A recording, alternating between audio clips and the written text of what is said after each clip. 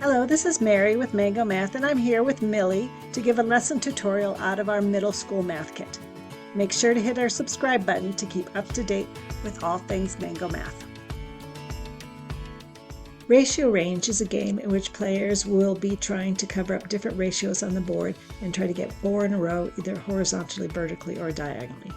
In order to figure out what their ratios are going to be, they're going to roll 2 dice, add those 2 numbers, and find where the total is on their game board. So they're going to be looking at this grid up here.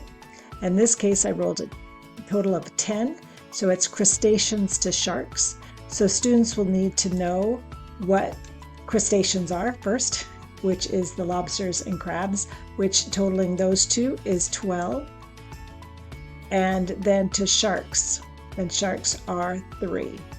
So there's 12 crustaceans to 3 sharks. So it's 12 to 3 ratio. The students can cover up 12 to 3 with their counter on the board, but if their 12 to 3 is already covered, they can simplify this and have a 4 to 1 ratio. So there's 4 crustaceans to 1 shark. So they can also cover up that one. The next player goes, they rolled, they've got an 8. They're going to look at what that ratio is. It's dolphins to lobsters. So dolphins, there are 10 dolphins to 5 lobsters. So they have a ratio of 5 to 10, or they can simplify this and have a ratio of 2 to 1.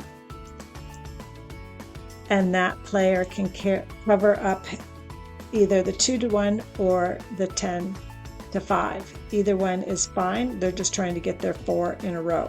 They can be strategic and limit the space the other player goes. Thank you for checking out our video and seeing how to play these great Mango Math games. Make sure to hit the subscribe button for more Mango content and check out our website at www.mangomath.com.